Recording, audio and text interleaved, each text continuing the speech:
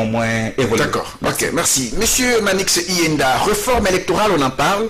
Vous êtes un des alliés de l'UDPS, parce que le mouvement des solidarités pour le changement est un parti allié à l'UDPS. Lorsqu'on parle de réforme électorale, vous voyez quoi concrètement? D'abord, il faudrait dire un mot par rapport à la réforme. La réforme, en réalité, n'est pas une mauvaise chose. Nous ne pouvons pas donner l'impression de récuser une démarche aussi républicaine telle qu'amorcée par un collectif de personnalités, les 13 personnalités parlementaires, comme on en voit ça et là, avec leur démarche, avec leur cahier des charges, avec un certain nombre de points faisant l'objet de leur plaidoyer pour la réforme du secteur électoral. Mais le problème n'est pas à ce niveau. Le problème, c'est plutôt au-delà de ce que nous pouvons entendre de la réforme. Parce que moi, je ne pense pas que ça s'avère indispensable dans ce contexte actuel de nous proposer des réformes qui déforment.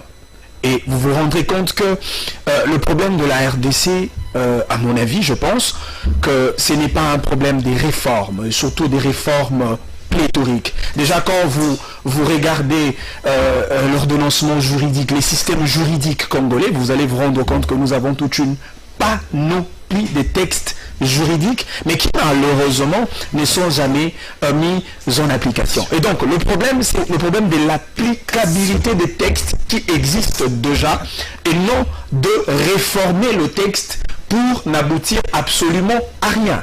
Et je vous donne un cas patent. Nous avons revisé notre constitution avec le 8 articles dans la loi sur la révision, la loi de 20 janvier 2011 sur la révision de la constitution. Je prends le cas du système de ballotage qui a été retranché par le scrutin à un tour. Effectivement, ceux qui ont proposé en son temps-là, je parle de l'ancienne majorité présidentielle, ils ont eu à justifier le pourquoi de ce scrutin à un tour. Et à cette époque-là, pour eux, c'était une réforme. Et aujourd'hui, malheureusement, on revient en contradiction de cette réforme qui a été proposée. C'est pas par eux-mêmes. Encore par eux-mêmes. Et donc, vous allez vous rendre compte que ce ne sont que de contradiction sur contradiction. Des réformes en réalité qui n'ont pas de contenu de changement, et non des réformes substantielles autour des solutions sur le problème qui apporterait effectivement des solutions définitives par rapport à la réalité électorale. Et au-delà de cela, parce qu'aujourd'hui on parle de ces 13 personnalités parlementaires, il est vrai qu'ils ont tendance à rapprocher certaines composantes de la République. Ils ont vu le président de la République, ils ont vu l'actuel président qui continue encore à expédier les affaires courantes de la Commission électorale nationale indépendance, M. Corneille Nangaa, et ils continuent avec leur démarche. Je ne refuse pas, mais ils parlent du consensus, qui implique l'idée d'un dialogue, qui implique l'idée d'une table ronde comme celle-ci, c'est-à-dire retrouver les acteurs politiques congolais autour de cette question des réformes de la